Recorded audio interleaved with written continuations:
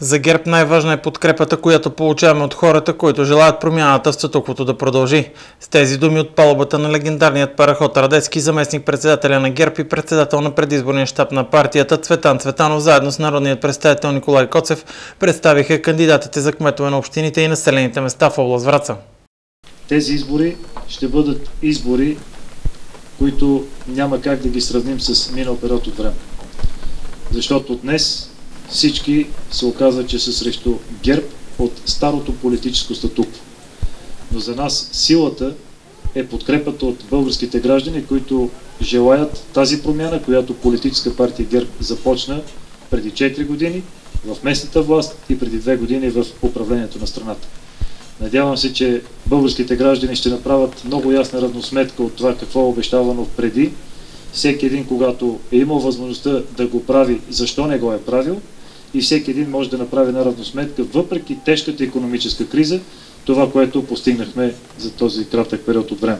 ГЕРБ организира структури във всяко едно населено място в България и се надявам това да ни донесе победа на местните и президентски избори и да ни направи първа политическа сила, допълни Цветан Цветанов. Искам да пожелая попътен вятър в тази кампания, искам да пожелая успех на всички и се надявам, че на 23-ти вечерта ще имаме повод да съобщим приятни новини, а тези, които ще отидат на балотаж, ще подейства като допълнителна мобилизация, за да постигнем убедителната победа, която на 30 октомври трябва да бъде отчетена като първа политическа сила, политическа партия ГЕРБ. В област Враца залагаме на работещи хора, милеещи за населените си места, заяви от своя страна народният представител Николай Коцев. Не сме се спирали на теснопартийни кандидатури. С това показваме, че сме една широко скроена партия, която е отворена към работещите хора, за да има успех и просперитет в региона ни. Пример за това е Петя Аврамова, кандидат за кмет на община Враца. Надявам се да получа подкрепата с екипа от кандидати за общински съветници и за кметове на населените места и заедно да продължим започнатото, заяви при представянето Петя Аврамова. Ние сме един голям сплотен екип. Знам, че зад мен стои политическа партия ГЕРБ в лицето на местната власт. Зад мен стои екипът от депутати от област Враца на политическа партия ГЕРБ. Зад мен стоят листата с общински съветници, която е най-силната, с доказани личности, доказани хора в своите професии, в личния си живот.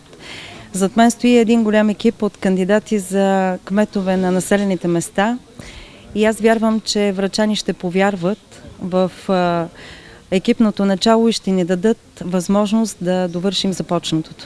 Решаване на големите проблеми в община Криводол с инфраструктурата и безработицата са сред приоритетите на кандидата за кмет Мирослав Комицки. С хъс и амбиция ще се боря за просперитета на община Криводол. Вярвам, че с общи усилия, с усилията на гражданското общество ще спрем високата безработица, изтичането буквално на високо квалифицирани кадри от Криводол. Имаме належащи проблеми като недовършена инфраструктура, трайно обезлюдаване на селата. Ще променим начина на управление на община Криводол. Нов стил на управление е целта на Нели Стоянова, кандидата на ГЕРБ за кмет на община Мездра. Да сменим управлението в община Мездра.